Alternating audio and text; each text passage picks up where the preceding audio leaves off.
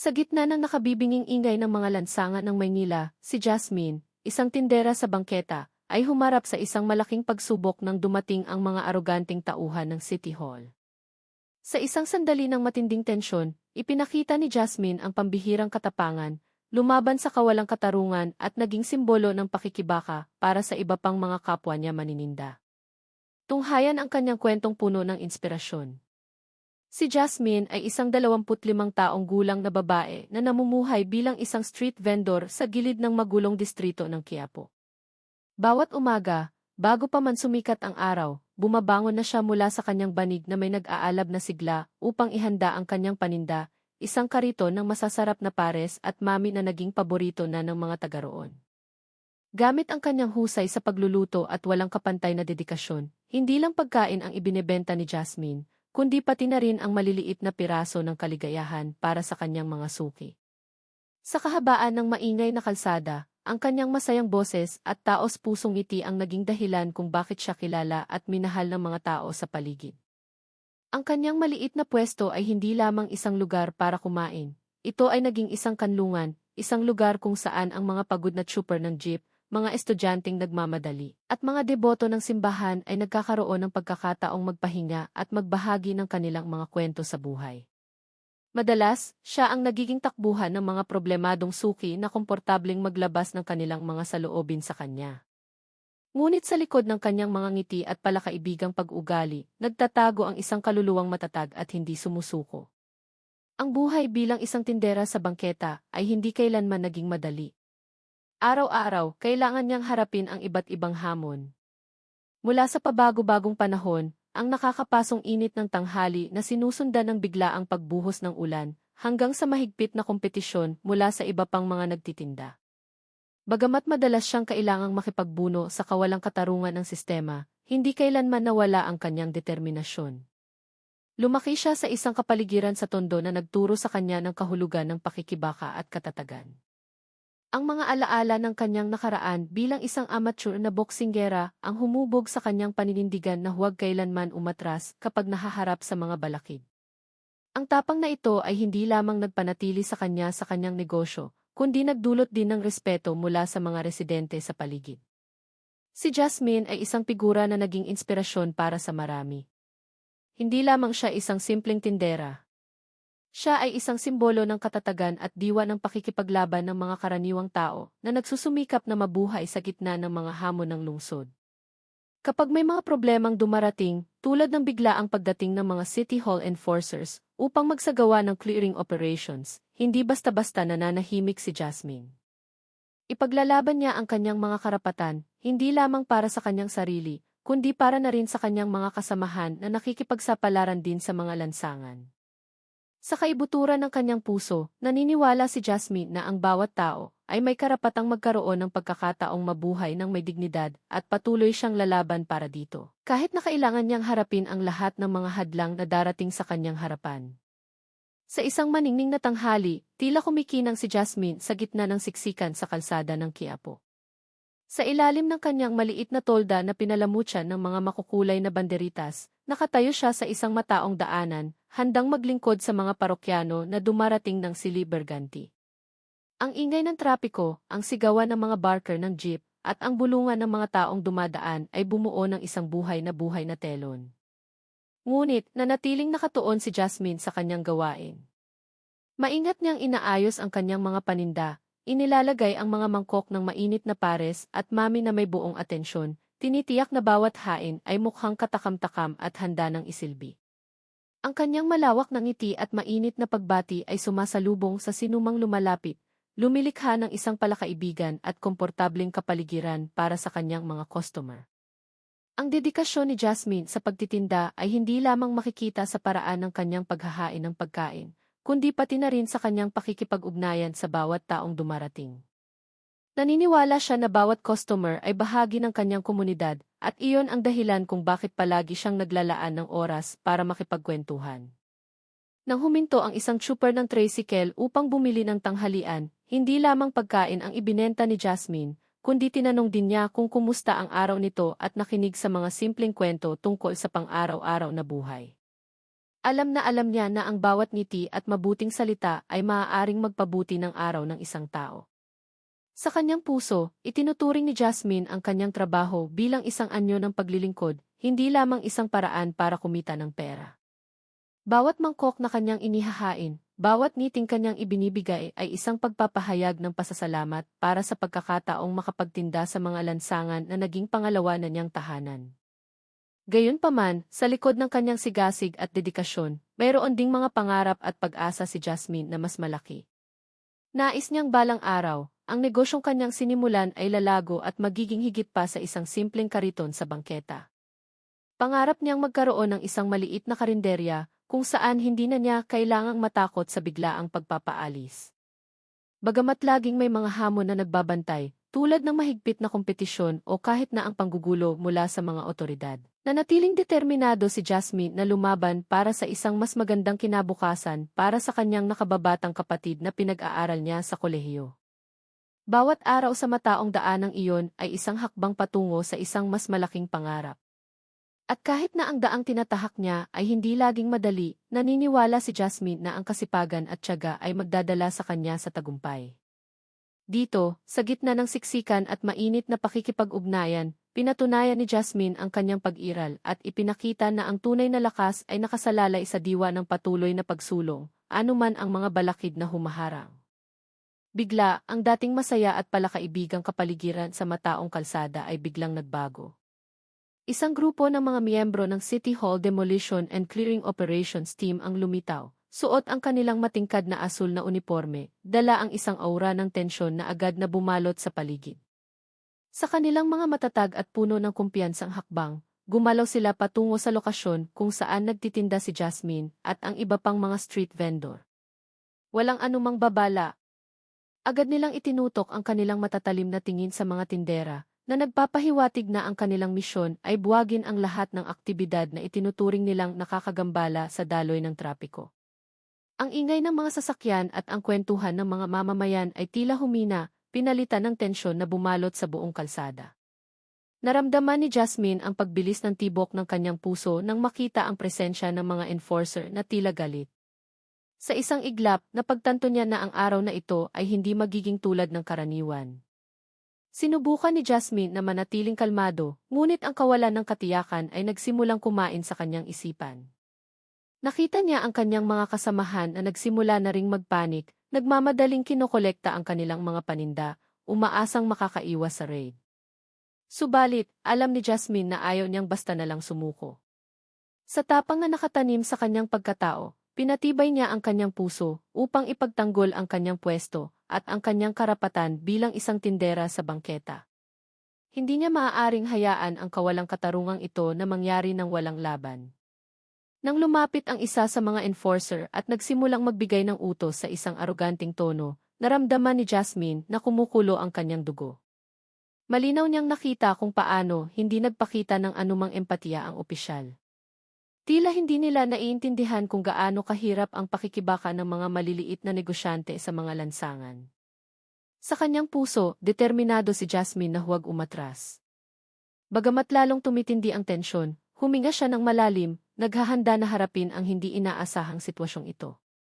Nang magsimulang magbuhos ng maruming tubig ang mga enforcer patungo kay Jasmine at sa kanyang mga kasamahan, lahat ng tao sa paligid ay napigil ang hininga, pinapanood ang sandali na magtatakda hindi lamang sa kapalaran ni Jasmine, kundi pati na rin sa kapalaran ng buong komunidad ng mga street vendor na lumalaban para sa kanilang mga karapatan.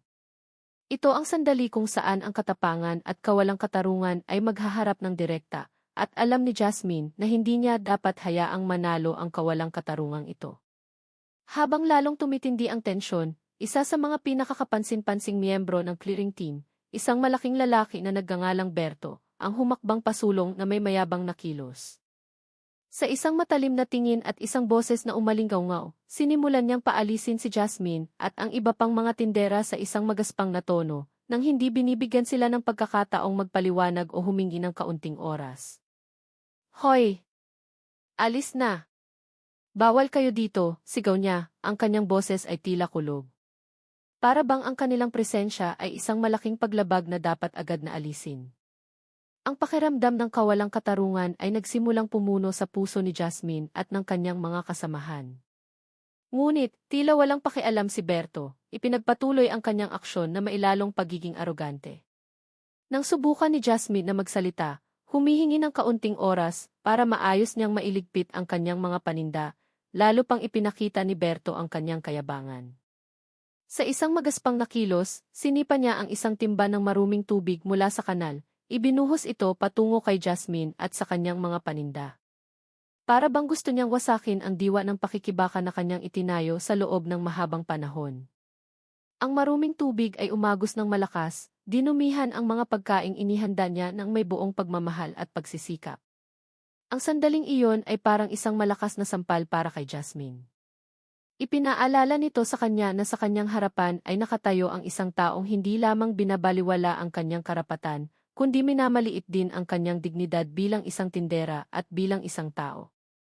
Ang tunog ng tawanan at kantiyawan mula sa mga kasamahan ni Berto na nakasaksi sa insidente ay lalo pang nagdagdag sa tensyon, lumilikha ng isang hindi komportabling kapaligiran sa paligid nila. Ngunit sa likod ng sakit at nag-aalab na galit, natagpuan ni Jasmine ang tapang na matagal nang nakatago sa kanyang kalooban. Tinitingnan si Berto sa kanyang mayabang na tindig, naalala niya ang lahat ng pakikibaka na kanyang pinagdaanan at kung bakit niya piniling magtinda sa lansangang ito. Sa buong tapang, itinaas niya ang kanyang ulo at tiningnan si Berto ng may buong katatagan. Nanghihingi lang ako ng oras para iligpit ang lahat ng ito. Hindi niya pwedeng tratuhin ang mga tao ng ganito, sigaw niya, ang kanyang boses ay umalingaw sa gitna ng mga tao. Ang katatagan ng kanyang puso ay hindi lamang nakakuha ng atensyon ng iba pang mga tindera sa tabi, kundi pati na rin ng mga residente sa paligid na nagsimulang makisimpatya. Sa araw na iyon, hindi lamang para sa kanyang sarili lumaban si Jasmine, kundi para na rin sa lahat ng mga taong pakiramdam ay isinasantabi ng isang hindi makatarungang sistema. Sa sandaling ito na puno ng tensyon, determinado si Jasmine na ipakita na hindi siya aatras sa harap ng kayabangan at kawalang katarungan. Sa pagharap sa sitwasyong lalong umiinit, sinubukan ni Jasmine na manatiling kalmado. Huminga siya ng malalim, sinusubukang pakalmahin ang kanyang pusong kumakabog ng mabilis. Sa isang boses na matatag at puno ng pangunawa, sinimula ni Jasmine na ipaliwanag kay Berto ang kanyang sitwasyon. Kuya, kailangan ko lang po ng kaunting oras para iligpit ang paninda ko, sabi niya, sinusubukang panatilihin ang isang kontroladong tono ng pananalita kahit na ang kanyang puso ay puno ng pakiramdam ng kawalang katarungan. Alam ni Jasmine na kailangan niyang maging matalino kung gusto niyang makakuha ng pangunawa at sinubukan niyang ipakita kay Berto na siya ay isang tindera na hindi lamang naghahanap buhay, kundi lumalaban din para mabuhay at matugunan ang mga pangangailangan ng kanyang pamilya. Ngunit, habang nagpapaliwanag siya, naramdaman ni Jasmine ang kawalang pakialam sa mukha ni Berto. Ang opisyal ay tila hindi pinapansin ang kanyang mga salita, sa halip ay ipinagpatuloy ang kanyang aroganting pagkilos na mailalong tumataas na tono. Nadama ni Jasmine ang pagkadismaya, ngunit ayaw niyang sumuko. Naiintindihan ko po na ginagampanan ninyo ang inyong tungkulin, pero may karapatan din po kaming magtinda dito. Pagpapatuloy niya, ang kanyang boses ay nagsimulang magpakita ng katatagan at paniniwala. Sa kanyang puso, determinado si Jasmine na ipaglaban ang kanyang karapatan. Bagamat alam niya na ang pakikipag-usap ng maayos ay hindi laging nakakapagpabago sa ugali ng isang taong sadyang arogante na. Nais niyang ipakita na bilang isang tindera, karapat-dapat din siyang igalang at pakinggan. Sa diwang hindi natitinag, nagpasya si Jasmine na huwag umatras kahit na lalong tumitindi ang sitwasyon. Hinigpitan niya ang pagkakahawak sa kanyang apron, pinagtitibay ang kanyang posisyon sa kanyang pwesto. Hindi po ako humihingi ng marami, kaunting pangunawa lang po, muli niyang iginiit. Ang kanyang mga mata ay direktang nakatitig kay Berto na may tapang na hindi maikakaila. Sa sandaling iyon, naramdaman ni Jasmine na hindi lamang siya nagsasalita para sa kanyang sarili, kundi kinakatawan din niya ang boses ng mga maliliit na tindera na isinasantabi. Determinado siyang ipaglaban ang kanilang mga karapatan sa harap ng kapangyarihan na madalas ay hindi pinapansin ang kanilang pag-iral. Sa nag-aalab na diwa ng pakikibaka, handa si Jasmine na harapin ang anumang mangyayari. Ipinapakita sa lahat na hindi niya hahayaang manalo ang kawalang katarungang ito ng walang paglaban. Ang aroganting pag-ugali ni Berto at ng kanyang mga kasamahan sa clearing team ay nagsimulang magpainit lalo sa sitwasyon. Matapos ibuhos ang maruming tubig sa kanyang paninda, lalo pang naging mayabang si Berto, naglabas ng mga banta sa mataas na tono. Para bang nais niyang ipakita ang kanyang ganap na kapangyarihan sa lugar na iyon. Kung hindi kayo aalis ngayon, kukunin namin lahat ng gamit nyo, sigaw niya na may mapang-insultong tono, na naging dahilan upang ang ibang mga tindera ay magsimulang umatras dahil sa takot. Ngunit, nanatili si Jasmine sa kanyang kinatatayuan, hindi natitinag kahit kaunti. Bagamat ang kanyang puso ay nagingit-ngit at ang kanyang dibdib ay sumisikip dahil sa pagtrato sa kanya, pinigilan niya ang kanyang sarili na agad na sumabog. Ngunit sa loob niya, ang galit ay nagsimulang mag-alab na parang apoy na naghihintay lamang ng tamang oras upang magliyab ng maliwanag. Naramdaman ni Jasmine na siya ay iniinsulto sa paraan ng pagtrato sa kanya ni Berto. Ang maruming tubig na tumama sa kanyang katawan at paninda ay tila isang simbolo ng paghamak sa lahat ng hirap na kanyang ginawa sa loob ng mahabang panahon. Hindi lamang siya nakaramdam ng kahihiyan bilang isang tindera, kundi bilang isang tao. Ang kanyang puso ay kumabog ng malakas habang tinitingnan ang mga pagkaing inihanda niya ng may buong pagmamahal at pagsisikap na ngayon ay kontaminado na ng maruming tubig. Tiningnan niya si Berto na may mabigat na paghinga, sinusubukang pakalmahin ang sarili. Ngunit ang ugali ng lalaki na patuloy na nagpapakita na wala siyang pakialam, na tila nagagalak pa, ay lalong nagpahirap kay Jasmine na pigilan ang kanyang emosyon. Dahil ba maliit na tindera lang ako, hindi na ba ako karapat-dapat igalang, naisip niya na may galit na lalong tumitindi. Ang tensyon ay umabot sa sukdulan nang lumapit pa si Berto kay Jasmine, dinuduro-duro siya ng magaspang. Kapag nandito ka pa sa loob ng 5 minuto, huwag mo kaming sisisihin kung itapon namin lahat ng gamit mo, sigaw niya na may tono na puno ng banta. Ikinuyom ni Jasmine ang kanyang mga kamao, naramdaman niyang nagsimulang manginig ang kanyang katawan, hindi dahil sa takot, kundi dahil sa galit na hindi na niya kayang pigilan. Nagtiis siya, sinubukan niyang makipag-usap ng maayos, ngunit lahat ng iyon ay binaliwala. Sa sandaling iyon, naramdaman niya na ang kanyang dignidad ay tinatapakan, at hindi niya maaaring hayaan na magpatuloy iyon. Sa gitna ng mga tingi ng mga residente na nagsimulang magkumpol, sa wakas ay nagpasya si Jasmine na kailangan niyang kumilos. Hindi siya mananahimik. Hindi sa araw na ito, hindi sa harap ng isang pagtrato na malinaw na hindi makatarungan. Sa gitna ng sitwasyong lalong umiinit, habang ang aroganting boses ni Berto ay patuloy na umalinggaw, biglang may naramdamang kakaiba si Jasmine sa kanyang sarili. Ang tensyon at paghamak na kanyang naranasan sa sandaling iyon ay nagbalik sa kanyang isipan sa nakaraan, sa mga araw noong siya ay nakatayo sa ibabaw ng boxing ring. Naalala niya ng malinaw kung paano siya nagsanay ng husto, sinusuntok ang punching bag na may puno ng galit, ngunit mayroon ding determinasyon na hindi natitinag. Palaging sinasabi ng kanyang coach, huwag kang kailanman yuyuko sa kalaban, Jasmine. Ang lakas mo ay nasa puso mo, hindi lang sa iyong kamao.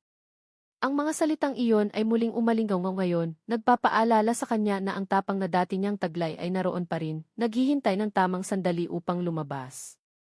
Sa sandaling iyon, naunawaan niya na hindi lamang isang City Hall enforcer ang kanyang kalaban, kundi pati na rin ang kawalang katarungan na matagal nang nagpapahirap sa mga taong tulad niya. Ang alaala ay lalong lumakas nang maalala niya ang huling laban na kanyang napanalunan, kung saan nakipaglaban siya sa isang kalaban na mas malaki at mas malakas kaysa sa kanya. Sa laban na iyon, hindi lamang siya umasa sa kanyang pisikal na lakas, kundi pati na rin sa kanyang talino upang basahin ang kilos ng kalaban at sa kanyang tapang na patuloy na sumugod kahit na ang kanyang katawan ay puno na ng mga pasa. Noon, napagtanto ni Jasmine na ang laki o posisyon ay hindi nagtatakda ng tagumpay, kundi ang determinasyon at tapang na huwag sumuko. Ngayon, sa harap ng aroganting enforcer, ang parehong kumpiyansa sa sarili ay nagsimulang bumangon sa kanya.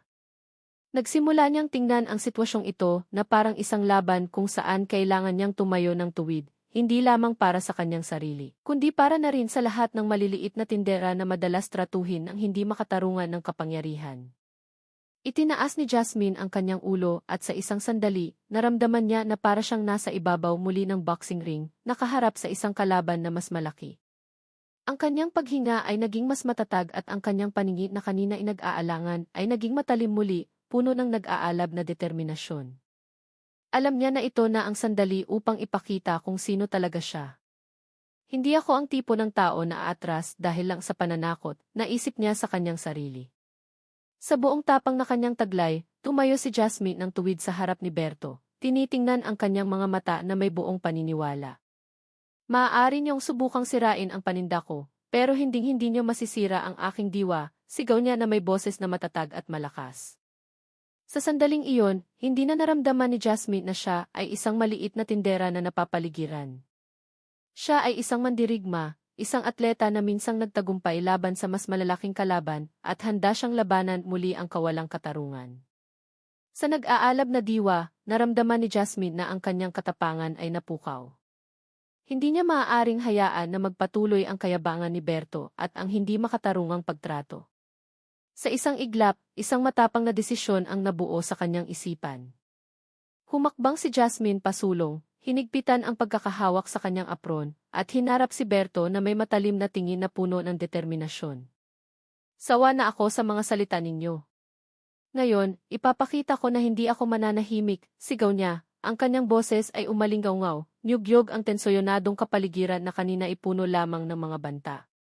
Alam niya na ito na ang oras para kumilos, para labanan ang kawalang katarungan na matagal nang kumakain sa kanyang buhay at ng kanyang mga kasamahan. Walang pag-aalinlangan, mabilis na ikinumpas ni Jasmine ang kanyang kamay, pinatama ang mukha ni Berto ng isang suntok na malakas at puno ng puwersa. Tulad noong siya ay nasa ibabaw ng boxing ring, lahat ng kasanayan at tapang na kanyang taglay ay dumaloy sa kanyang pagkatao, nagbibigay ng lakas na nagawa niyang lumaban kahit sa isang sitwasyong tila mapanganib. Ang suntok na iyon ay hindi lamang nagpatumba kay Berto, kundi nagulat din sa lahat ng tao sa paligid. Ang mga tao na kanina itensoyonado ay napatahimik sandali, nagulat sa matapang na aksyon na humamon sa kapangyarihan. Sa isang iglap, hindi lamang niya pinabagsak ang isang opisyal, kundi pinukaw din niya ang diwa ng pakikibaka sa puso ng iba pang mga tindera na nakasaksi sa pangyayaring iyon. Matapos suntukin si Berto, hindi doon huminto si Jasmine. Alam niya na nakagawa na siya ng isang pahayag at ngayon na ang oras upang manindigan. Sa isang boses na lalong tumatag, sumigaw siya sa kanyang mga kasamahan, hindi natin hahayaan na tratuhin nila tayo ng ganito. Lahat tayo ay may karapatang magtinda at maghanap buhay sa isang disenteng paraan. Ang kanyang mga salita ay dumaloy ng mabilis, tumago sa tensyon na kanina ibumabalot sa kanila. Nakita ang tapang ni Jasmine, nagsimulang tumayo ang ilang iba pang mga tindera, nagpapalakas ng loob sa isa't isa na lumaban. Sa sandaling iyon, hindi lamang para sa kanyang sarili lumaban si Jasmine, kundi naging boses din siya para sa lahat ng mga taong pakiramdam ay isinasantabi. Sa matapang na hakbang na kanyang ginawa, sinindihan niya ang apoy ng paglaban na mag-aalab sa kalooban ng bawat tindera sa kahabaan ng kalsadang iyon. Pinagtitibay na hindi sila atras sa harap ng kawalang katarungan. Ang hindi inaasahang pangyayari ay agad na nakakuha ng atensyon ng mga residente sa paligid na noong una ay mga manonood lamang sa tensyon na bumabalot sa lansangan. Nang patamaan ni Jasmine ng suntok si Berto, ang malakas na tunog nito ay bumasag sa katahimikan, pinilit ang lahat na magbigay pansin. Ilang residente ay nagulat, nanlalaki ang mga mata sa pagkakita sa matapang na aksyon na ginawa ni Jasmine. Ngunit, kasabay ng pagkagulat na iyon, isang pakiramdam ng paghanga ang nagsimulang tumubo sa kanilang mga puso. Sa gitna ng kawalang katarungan na madalas nilang nasasaksihan, ang makita ang isang babae na lumalaban sa agos at humahamon sa kapangyarihan ay nagbigay ng bagong sigla sa kanila, na para bang sinindihan muli ni Jasmine ang pag-asa na pansamantalang nawala. Ilang residente na nakasaksi sa pangyayari ay agad na nagbago ng kanilang saloobin mula sa pag-aalinlangan patungo sa suporta. Sige, Jasmine, nasa likod mo kami, sigaw ng isang matandang lalaki na madalas bumili ng pagkain kay Jasmine araw-araw. Ang kanyang boses ay dumaloy na parang agos ng ilog na nagbibigay ng positibong enerhiya, nag-uudyok ng sigla sa iba pang mga tindera at residente. Ang suporta ay nagsimulang kumalat at isa-isa silang nagsimulang sumigaw, nagdaragdag ng lakas kay Jasmine sa kanyang pakikibaka. Sa isang iglap, ang kapaligiran ay naging isang malakas na pagkakaisa, kung saan lahat ng tao ay nakaramdam na konektado sa iisang layunin. Labanan ang kawalang katarungan at ipagtanggol ang kanilang karapatan bilang maliliit na negosyante sa lansangan. Ang mga residente na kanina inanonood lang mula sa malayo ay nagsimulang gumalaw pasulong, tumayo sa tabi ni Jasmine na may mukhang puno ng sigasig at katapangan. Naglakas loob silang ipakita na hindi na sila natatakot lumaban, na hindi nila hahayaang yurakan ng abusadong kapangyarihan ang kanilang dignidad. May karapatan din kaming magtinda. Tao rin kami, sigaw ng isang tao mula sa karamihan, sinundan ng mga sigaw na umalinggaw sa kanilang lahat. Sa sandaling iyon, si Jasmine ay hindi lamang naging simbolo ng katapangan, kundi isang tagapagkaisa rin para sa isang komunidad na matagal nang nakaramdam na isinasantabi. Sa suporta mula sa mga residente, nag-alab ang kanilang diwa ng pakikibaka, handang harapin ang anumang hamon na darating, at alam ni Jasmine na hindi siya nag-iisa sa kanyang laban. Magkakasama, pinukaw nila ang isang kolektibong lakas na hindi inaasahan, ipinapakita na ang kanilang boses ay hindi na kailanman maaaring baliwalain pa.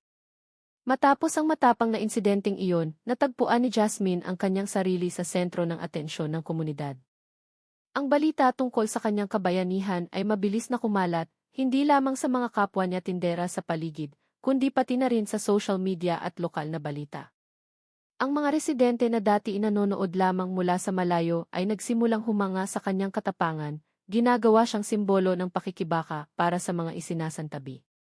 Sa isang ngiti na hindi na nawala, tinanggap ni Jasmine ang mga papuri at suporta mula sa maraming tao. Napagtanto niya na ang kanyang ginawa ay nagsindi ng diwa ng pakikibaka sa puso ng marami. Ang kanyang katapangan ay hindi lamang nag-inspira sa kanyang mga kasamahang tindera, kundi nagbigay din ng bagong pag-asa sa mga taong matagal nang nakaramdam na isinasantabi at walang boses. Unti-unti, sinimula ni Jasmine na ipaglaban ang mga karapatan ng mga street vendor sa isang mas organisadong paraan. Kasama ang suporta ng komunidad na lalong lumalakas, nagsimula siyang bumalangkas ng mga estratehiya upang ipahayag ang kanilang mga interes.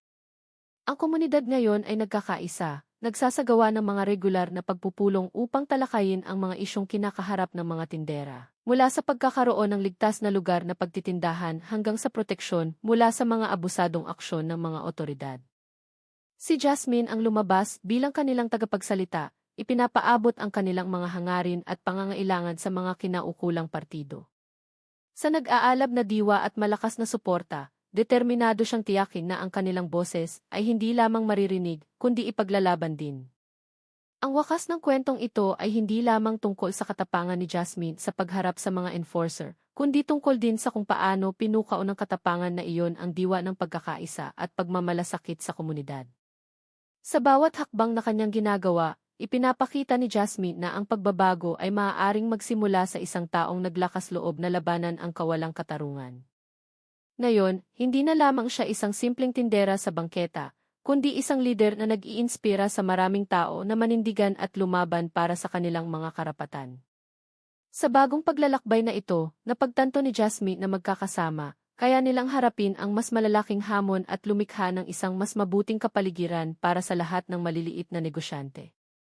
Sa kanyang paninindigan at hindi natitinag na katapangan, pinatunayan niya na ang kanilang pakikibaka ay nagsisimula pa lamang at walang sinuman ang makakapigil sa kanilang mga hakbang patungo sa katarungan at pagkilala.